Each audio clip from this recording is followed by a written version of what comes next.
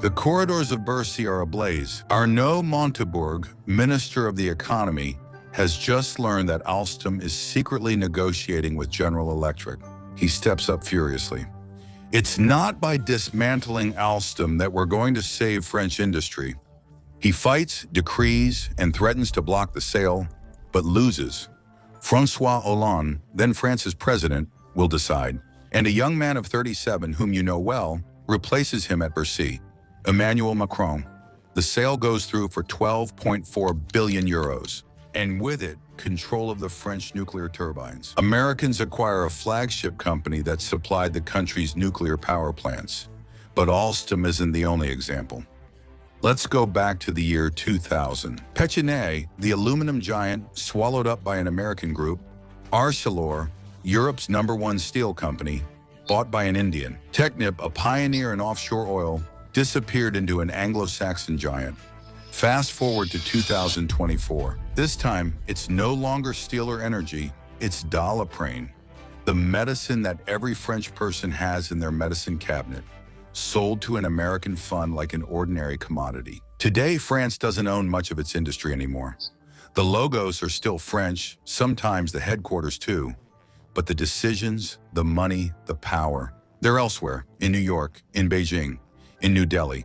But then how did France, the world's 7th largest power according to the International Monetary Fund, let its champions slip away? Why did the French elites sell off what other countries protect so jealously? Was it really inevitable, or was it a deliberate choice?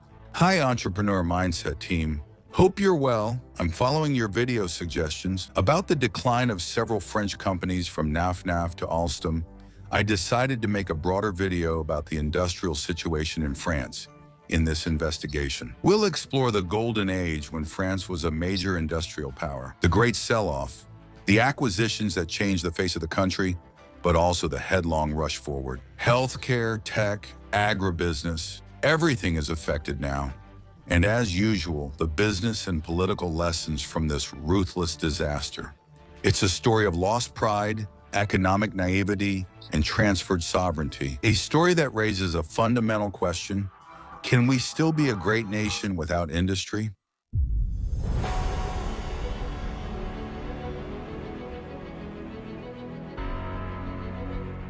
It's the 1920s and industrial France is thriving. In Belfort, the Alstom factory produces steam turbines for French nuclear power plants. In Dunkirk, the Usinor blast furnaces, future Arcelor, are spewing fire in Grenoble. Péchiney produces the aluminum that goes into airplanes, trains, and buildings all over the world. All across the country, factory sirens set the pace of daily life. Industry is the beating heart of the economy, and the numbers speak for themselves. Industry accounts for 24% of France's gross domestic product industry, employs 5.3 million people, and 1 in 4 jobs. It's simple, the factory is the backbone of the country. At that time, France was not yet a country dominated by services. It was a country that produced, built, and exported. Made in France is not a marketing argument, it's an industrial reality. But the golden age never lasts forever. In the 1980s, France began deindustrializing due to a move toward a service-based economy and differences in labor costs. Compared to developing countries, in a context of globalization and massive outsourcing, while France manages its high costs and bureaucracy, other countries adapt. Germany optimizes all its costs, its exports, its industrial SMEs. Japan automates its production lines. China observes, copies, and then rises in power. The numbers of the decline are brutal. The industry lost 1 million jobs, which is 36% of its workforce. The share of industry in the gross domestic product will drop by 10 points to settle at 13.4%. In 2018, compared to 25% in Germany, 19.7% in Italy, or even 16%. Factories shut down, expertise vanishes, impacting regions like Lorraine, the North, and the Lyonnais Silk Valley. France, like the United Kingdom, is one of the major industrialized countries that has experienced the most severe deindustrialization in recent decades, though few are willing to acknowledge it. The official narrative emphasizes economic transformation and modernization, suggesting finance will replace steel and the service sector will compensate, except that the reality is much more complex. France has just shifted without really realizing it. from the group of countries that manufacture to the group of countries that depend on others. And that's exactly when the opportunists show up. Not with tanks, but with three-piece suits, well-prepared PowerPoints, and billions in cash. Contrary to what you might think, starting a business isn't the hardest part. The real issue is what follows: legal status, accounting, filing, banking, and paperwork.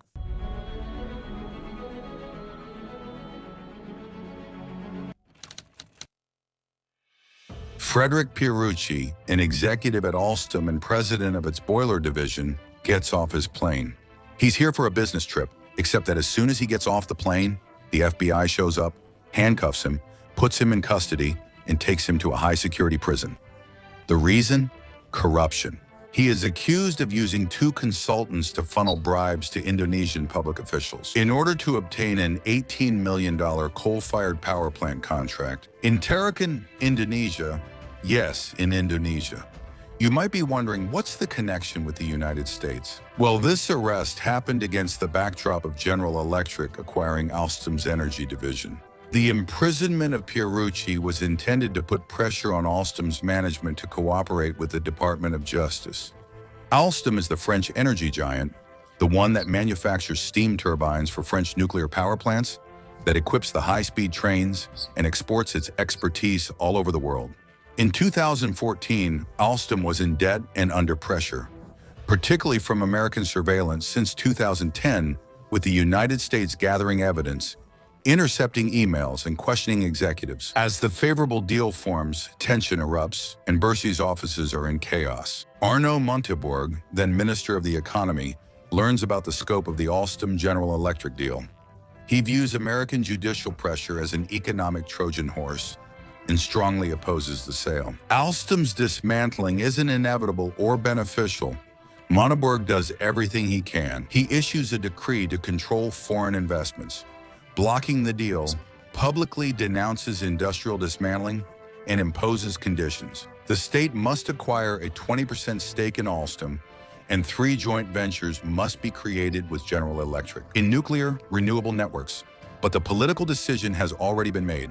François Hollande, who was president at the time, approves the sale. In August 2014, Montebourg leaves the government.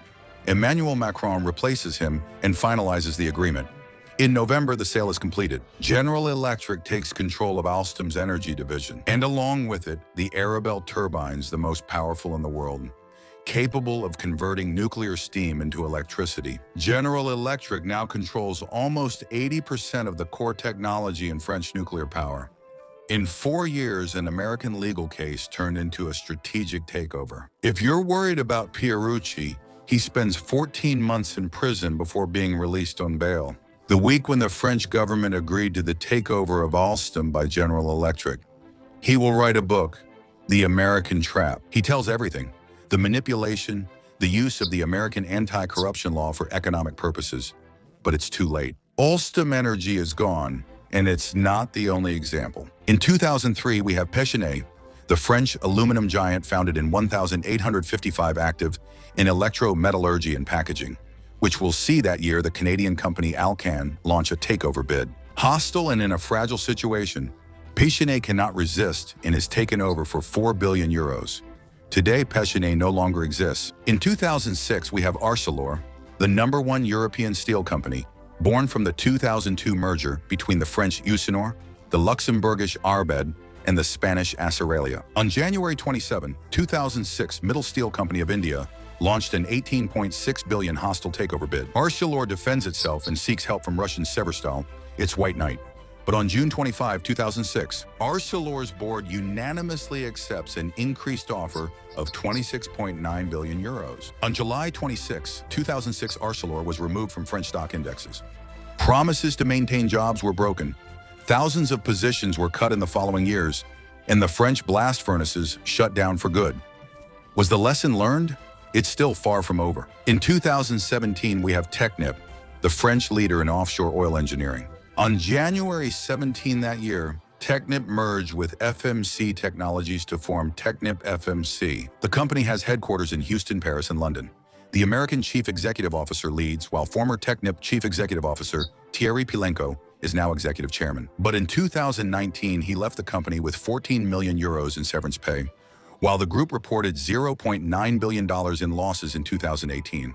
According to observers, Poulenco's departure marks the Americans taking control. But we also have Lafarge, founded in 1833, which is a global pioneer in cement. On April 7, 2014, Lafarge and Swiss group Holcim announced a merger, which took effect on July 10, 2015, with 3 changes from the original plan. There is a change in parity in favor of Holcim shareholders, who become the majority. French Chief Executive Officer Bruno Lafon resigned from general management, and the headquarters moved to Switzerland. Act like a professional assassin and leave no trace. In 2021, Lafarge Holcim dropped Lafarge and became Holcim. The Paris operational headquarters closes. Decisions now come from Zug, Switzerland. Lafarge is gone.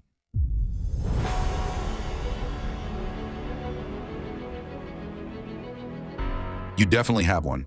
Not far, in every cabinet, in every French medicine cabinet, next to the smecta, the cough syrup, it's the national reflex.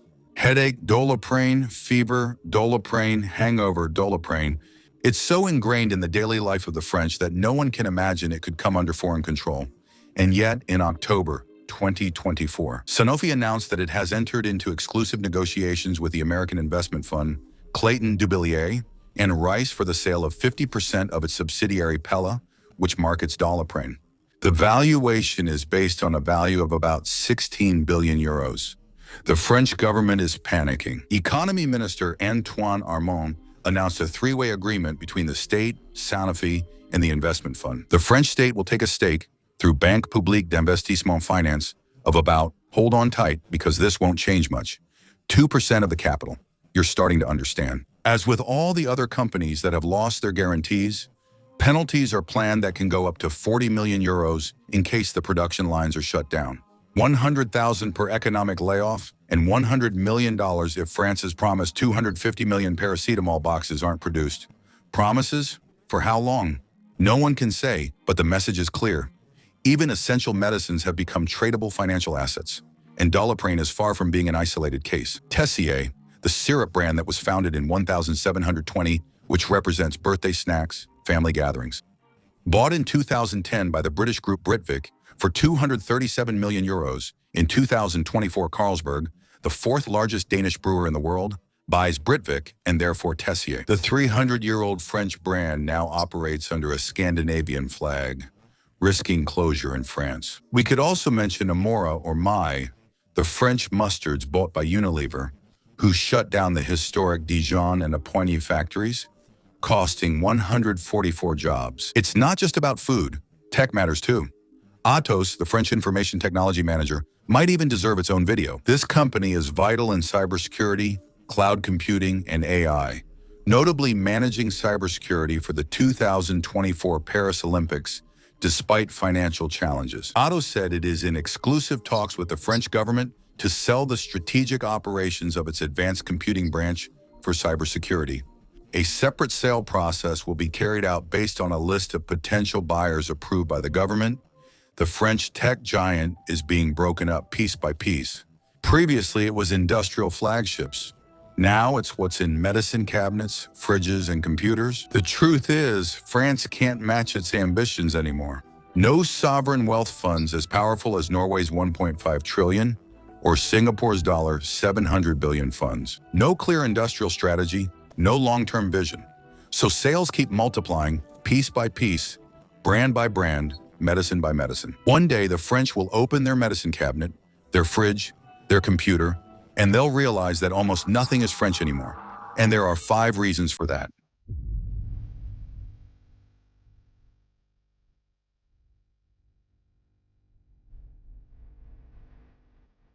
Alstom, Pechiney, Arcelor. These sales form a pattern, not accidents. Short-term thinking has replaced strategy, turning industry into an adjustment variable. And in my opinion, there are 5 reasons for this. The first is the cost of production. Producing in France is extremely expensive. Social security contributions are about 30% of labor costs versus 20% in Germany. Since the electricity market was liberalized, industrial companies pay up to 25% more for energy than German competitors. As a result, there are 2 options: either relocate or be bought out by a foreign company, which will in turn relocate. Meanwhile, Germany protects, invests in automation and technical training. And even though its situation is also deteriorating, its industry still carries weight, 19% of gross domestic product compared to 9% for France in 2024. The second reason is administrative sluggishness. Setting up a factory in France can take 7 to 9 months, compared to 2 to 4 in Spain or Poland. Regulations, permits, and appeals, delays act like a hidden tax. The issue isn't social protection, but execution speed. Americans say money loves speed, and for a company, if it has to choose, it will go where things move faster. Then there's the lack of long-term vision. Economic planning stops at 5 years, the length of a term, while Germany, Korea, and China, the best example, plan ahead. Over decades, Norway turned oil revenues into a $1.5 trillion sovereign wealth fund. As I mentioned, it's the world's largest. France, meanwhile, only has Banque Publique d'Investissement France with around 50 billion in assets. So while others buy, France sells. Then there's the myth of the self-regulating market. For 40 years, the state's doctrine has been that the market is better than the state. The result?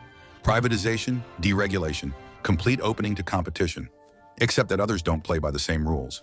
China gives massive subsidies to its strategic sectors. The United States protects globally, while Germany blocks foreign takeovers in energy and defense, and France relies on the market. A market without a strategy ends up selling the strategy. And there's also cultural misalignment. French economic elites are globalized, educated at Harvard, London School of Economics Wharton, and focus on quarterly returns over industrial sovereignty. Selling off a flagship company is no longer a mistake, but an optimization. But a company is not just an asset, it's a chain of professions, know-how, and identity. Today, the facts are clear. Entire sectors of the economy have been absorbed by foreign groups, not out of weakness, but out of conviction. The conviction that the industrial era was over. But when a country stops producing, it also stops innovating.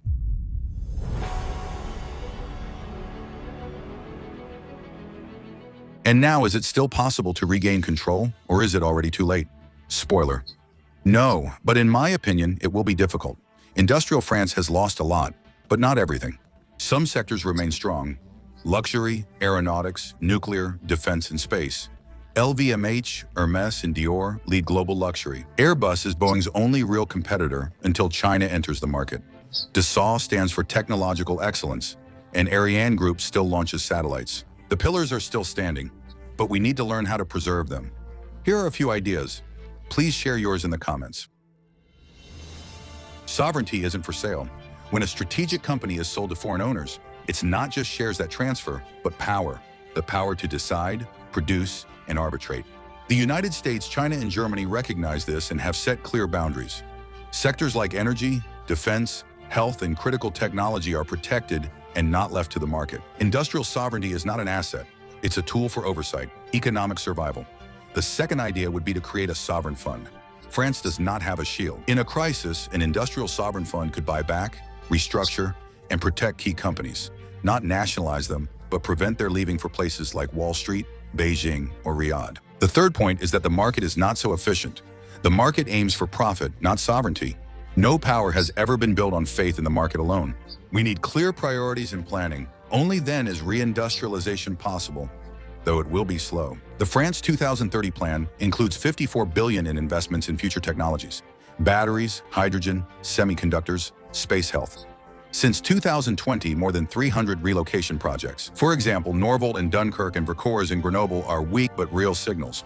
Reindustrialization needs urban factories, skilled training, less bureaucracy, and political courage, since industry is essential for sovereignty. Without sovereignty, there's no power.